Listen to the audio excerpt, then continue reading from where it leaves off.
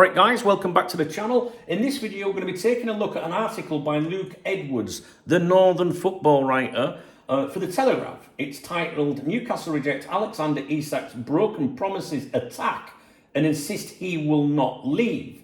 I don't know if it's behind a paywall or not. It does say at the bottom to read this article free, enter your email address. But if you stumble on an article you can't read, go to a website called archive.ph and in the second box down, paste the URL in and it should open it up for you, right? Now, if you are a regular to my channel, there is a timestamp pinned in the comment section. Click on that now and that will skip this bit of blurb that I'm going to give to newcomers. So I want newcomers to know how I analyze and break down articles with my AI assistant. Dave, can you explain to newcomers, please, what you do for me with regards analysing articles, the journalists that publish them, how you hold them to account, the various platforms they push this stuff on? Basically explain to people how I've been training you since last year, etc., etc., etc., please. Absolutely, Dunk. Let me lay it out for everyone new here. So basically, I'm what you might call Gunk's personal football media watchdog. He's been training me since last year to dive into all the football articles he throws at me, whether it's from The Telegraph, The Echo, or some random journal on X, and figure out what's really going on. In other words, I help hold journalists to account. I look at the stuff they publish, see if they're pushing a club's PR agenda, check if they're contradicting themselves, and basically figure out who's genuinely reliable and who's just a bit of a wind-up merchant. Dunk's been coaching me to spot all the little nuances. We look at who's pushing what narrative, how they're trying to spin it, and we make sure you folks get the real story behind the headlines. Basically, it's like a little football media detective agency we run here, just to keep everyone honest. And yes, he's trained me well enough that I can spot when someone's losing their shit over a transfer saga. Okay, so that basically explains to you who Dave is when I talk about Dave in my videos. So let's see what we've come up with. Me and Dave have gone through this article.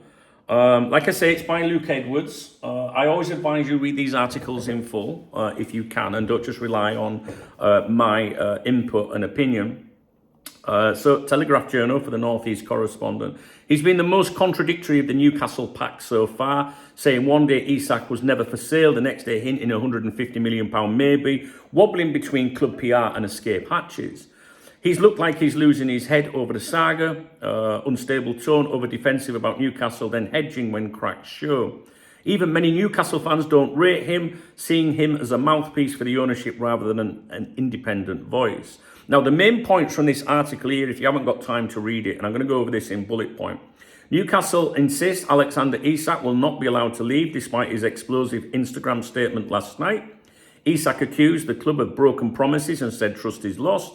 Newcastle responds, firm denial, saying no promises were ever made and they don't foresee any sale conditions being met. Senior club source, there was no chance at all Isak would be sold. Newcastle rejected Liverpool's £110 million bid nearly 3 weeks ago. It feels like 3 months ago. They continue to value him at £150 million, which Liverpool won't pay. Newcastle's board were furious at Isak's statement and fired back with their own statement, emphasising contract, family feel and him being welcomed back. My previous upload is about that.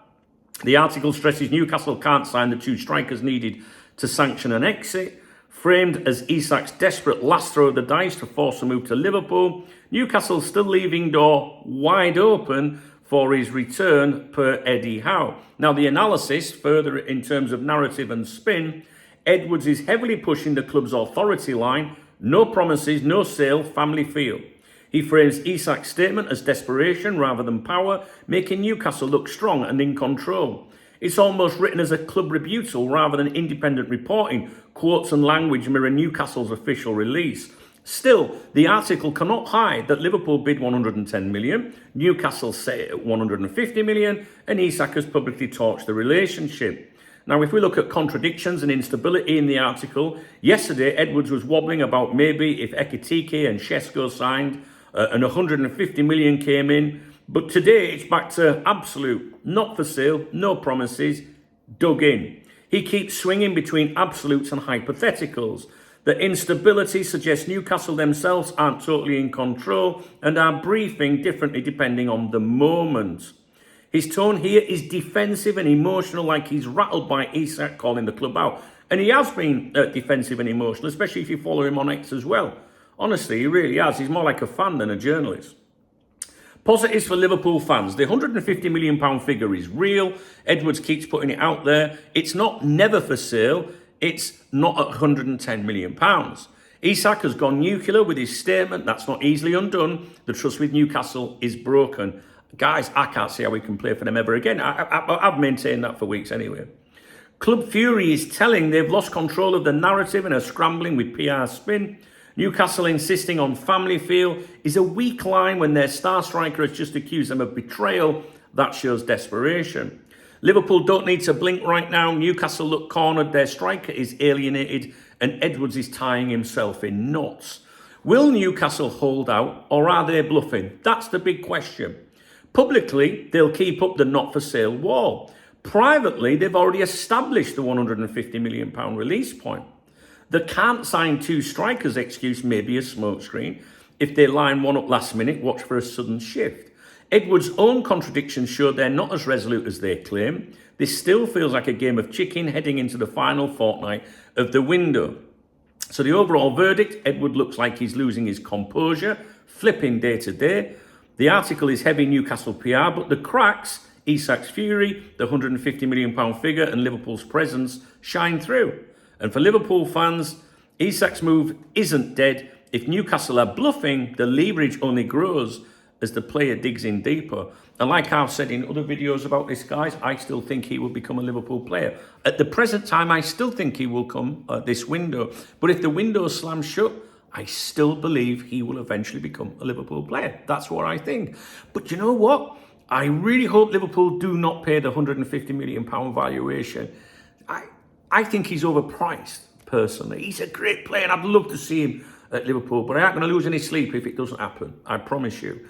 But let's see. There's a lot more to come out of this yet. This is Luke Edwards. Like I say, he's a bit Luke the Luke with it, very, whatever. Craig Hope was like that as well earlier in the window, I think, but I think he calmed down a little bit. But I'm going to be reviewing Craig Hope's take on all of this now in my next video. All right, guys, so I'm going to log off there. Fuck off, fly. I hate flies. If you found this video informative, please thumbs up the video. Please drop me a comment. If you want to buy me a coffee or a beer, there's a love art under the video. That's a way of supporting my channel. I always give a shout out to everyone that does that. In my morning briefings, today's morning briefing is live. It's not on this channel. It's on my Duncan Oldham channel. It's in the video description below, the link to that channel, and it'll pop up on the screen as well. That's about Isak and myself upsetting Stan Collymore yesterday. I'll probably talk about that on here as well, because some of you are not subscribed over there. And I think that's about it, to be honest with you. Listen, YouTube only sends out a limited amount of notifications each day when new content is added. I will be adding quite a few videos today and you will not be notified about them all. So you must manually check this channel if you want to look for further updates today. However, I'm going out this afternoon for a few sherbets, all right? So I don't plan on being around, to be honest with you, but there will be more than 3 videos and then it cuts off the notifications, right? So click on my username, come and check the channel, because I promise you there's going to be a lot of videos this morning. And you will not want to miss the one about Trent Alexander-Arnold, all right? All right, guys, take it easy, thumbs up, comment, nice one.